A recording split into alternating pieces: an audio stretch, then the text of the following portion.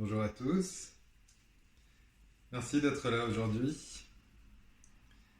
Alors aujourd'hui nous allons parler d'une question qu'une amie m'a posée. A-t-on besoin d'amour?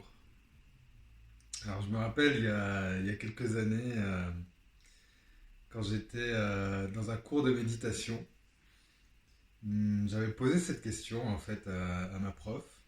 D'ailleurs, coucou Patricia. Et sa réponse m'avait beaucoup interpellé.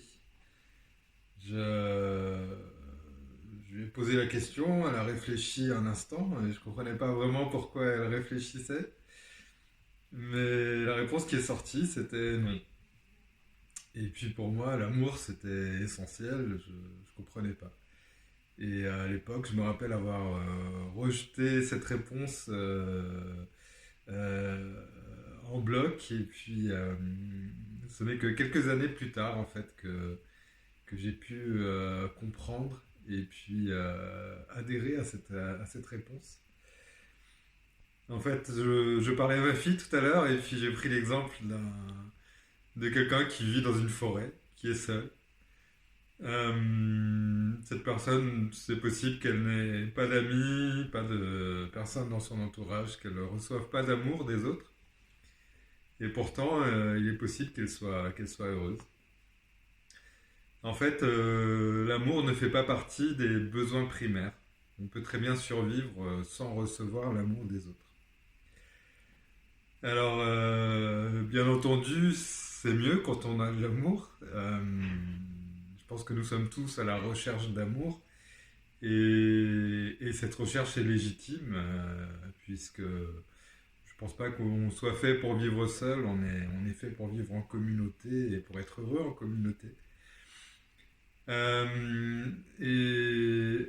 Par contre, c'est le besoin d'amour qui est compliqué. À partir du moment où on a besoin de quelque chose, ça signifie qu'on a peur de ne pas avoir cette chose. Donc le besoin d'amour est en fait fondé sur la peur de ne pas avoir d'amour. Ça signifie, quand on a besoin d'amour, que si on ne reçoit pas l'amour des autres, on est malheureux.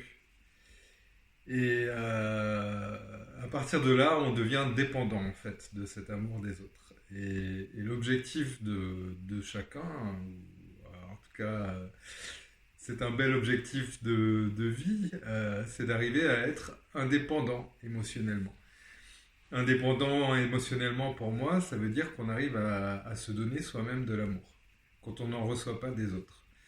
Et à ce moment-là, on n'a plus besoin de cet amour des autres. Mais il se trouve que dans l'univers, à partir du moment où on se donne de l'amour, donc à partir du moment où je ne me sens pas aimé, je me sens seul par exemple, et je ne reçois pas d'amour d'une personne en particulier ou des autres, si dans ces moments-là j'arrive à me donner de l'amour moi-même, j'arrive à prendre soin de moi, à vraiment me donner suffisamment d'amour pour que je puisse être heureux, et bien à ce moment-là, je deviens indépendant.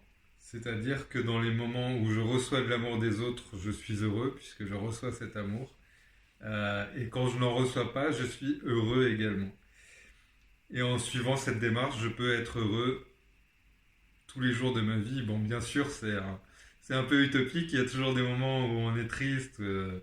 Et ces moments-là, on peut les accueillir aussi avec bienveillance.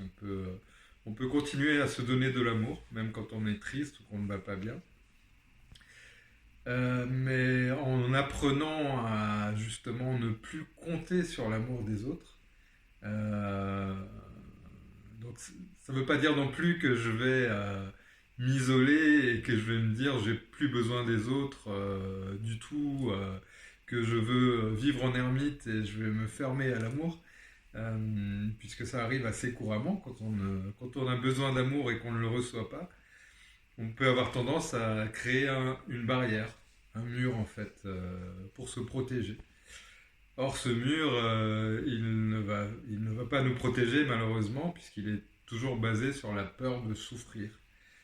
Euh, L'idéal, c'est simplement de se donner de l'amour en fait. Donc voilà, la réponse à la question pour moi, c'est non, on n'a pas besoin d'amour. Mais on peut recevoir de l'amour avec abondance à partir du moment où on se donne soi-même de l'amour. Voilà, bah merci pour votre temps et je vous souhaite à tous une très belle journée.